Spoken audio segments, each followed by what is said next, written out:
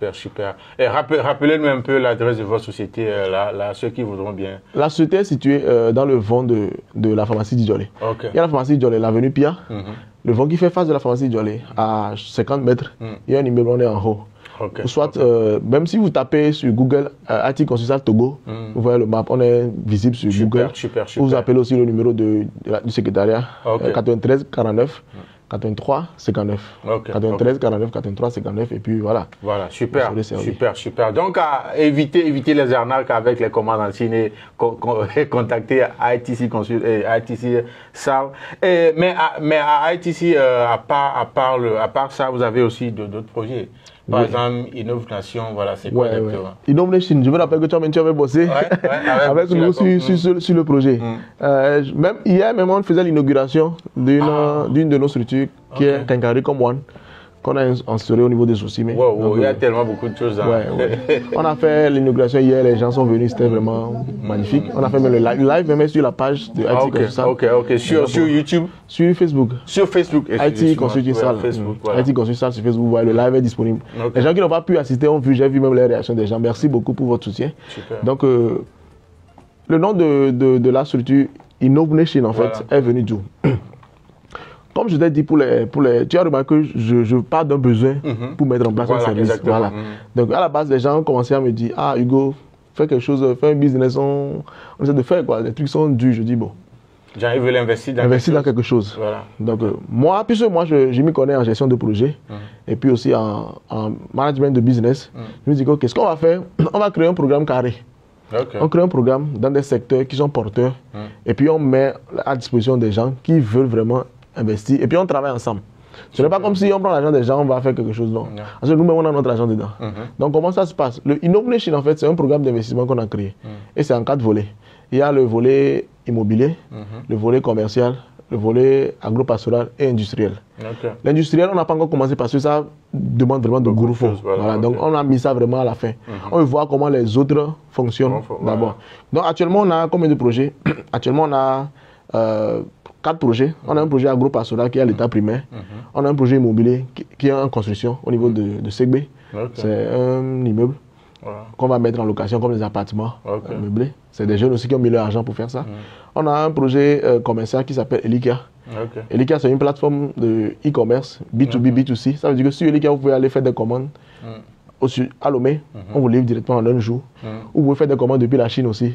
On vous livre après 15 ou 45, ça dépend de la modalité que vous avez choisie. Mais Elikia, on va revenir sur ça en détail après. Donc, le dernier projet, le nouveau projet, c'est le projet Comme One. C'est le projet d'une quincaillerie. On a fait une inauguration hier. Donc, pourquoi est-ce qu'on a décidé de médiatiser ça, de faire un live pour que les gens puissent voir? Parce que je me rappelle, lorsqu'on a annoncé le programme d'investissement, les gens disent, oh, Diagba Fiamé. Exactement, parce qu'il y a tellement de ces trucs-là. Donc, il y a beaucoup d'arnaques. De vraiment mettre leur argent dans des trucs comme ça. Il y a beaucoup d'arnaques. C'est pourquoi moi, personnellement, moi, Hugo, je médiatise tout ce que je fais. C'est pas parce qu'on est trop fort, on a beaucoup d'argent, mais c'est pour vraiment qu'il y ait de transparence. Exactement. Ceux qui ont mis l'argent voient ce que leur argent fait. Voilà, exactement. Ils sont même là pour l'inauguration. Donc, hier, l'inauguration, c'était une quincaillerie qu'on a ouverte.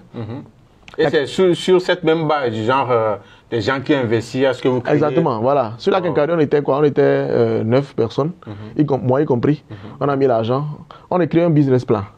Quand on identifie un besoin et on pense que voilà, on peut se faire de l'argent avec ça, moi, j'ai fait l'étude de projet, j'écris le business plan et on envoie. On fait une annonce. On a un groupe, enfin pas un groupe, mais on a une base de données. On a un club business en fait. Dans le club business, ça n'engage en rien. C'est si tu veux investir, si tu penses que tu peux, un de ces 4 investir avec nous, ou bien tu es intéressé par les projets, tu nous contactes, nous on t'ajoute. Ce n'est même pas un groupe. C'est juste une base de données que nous on a souhaité. On a la base de données, on a le nom, on envoie un formulaire, la personne remplit, on le met dans la base de données. C'est gratuit, tout le monde peut. Tout le monde peut avoir accès. Tous ceux qui ont envie d'investir, ils peuvent avoir accès. Maintenant, la base de données sert à quoi? Ça te sert seulement de pouvoir recevoir les notifications lorsqu'il y a un projet. C'est tout. Super, c'est intéressant. Donc, la dernière fois, pour Comme One, par exemple, parce que c'est ce qu'on vient d'inaugurer, c'est ce qui est papa que vous pouvez aller voir si vous allez vraiment à Zosime aujourd'hui.